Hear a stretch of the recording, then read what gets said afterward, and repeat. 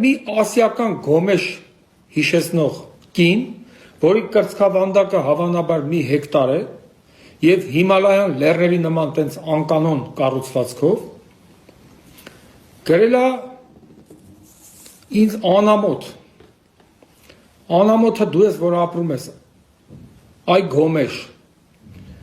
գնա հայլու մեջ նայի, բայց ուշադիրելի վախից հանգրց ուշագնաց չլնես, լեղապատար չլնես։ Մի աղջիկ էլ, երիտասարդ էր, դրա համար անմեղության կանխավարկածից ելնելով ասում եմ աղջիկ, քանի դեռ հակառակը ապացուցված չէ, գրել է բանը, ինչ անհաճելի ես դու, աղջի ջան, մի հատ հələ քեզ նայի քիթդ բենզակալոնքի պիստոլետ է,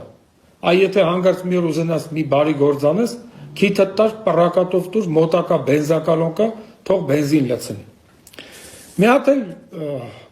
մուֆլոն հայկական ցեղատեսակի ոչխար հիշեցնող արտաքինով մի գյադա, սև, մխտար, էլի նորից վիրավորական արտահայտություններ ա գրել, սա երևի 40-ից հետո սրան ոչ բաղնիք են տարել, ոչ էլ ինքն ա մտել։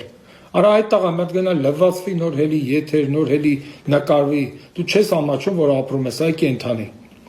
Բայց ամեն դեպքում սրանք զվարճացնում են ինձ, եւ ես իրենց միջոցով կարողանում եմ լրացնել կենթանիների աշխարհ հաղորդման պակասը։